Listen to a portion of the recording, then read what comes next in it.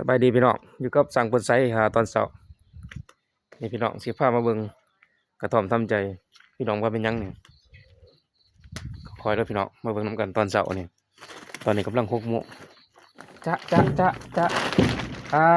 านี่พี่น้องนี่แหละน้องใหม่พี่น้องน้องใหม่ยังอกหักอยู่มาแต่ไทยเพิ่นพี่น้องมาแต่ไทยแล้วก็อกหักพี่น้องเมียทิ่ม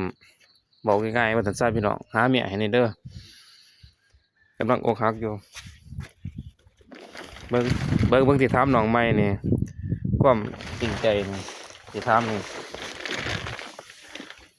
อกหักเจ็บบ่ เจ็บเลยเนาะเป็นหนามาติ เกือบตายดิ FC เบิ่งอยู่ได้ติ โอ้ยยิ่งหายอยู่วะ ยังให้อยู่บ่โอ้ตั้งใจไหม จังเลยนี่ ตั้งใจไหมฮะสบายดีพี่น้องซ้ำนี่แหละพอกันใหม่ถูกใจก็ติดตามสั่งปนไว้เด้อพี่น้อง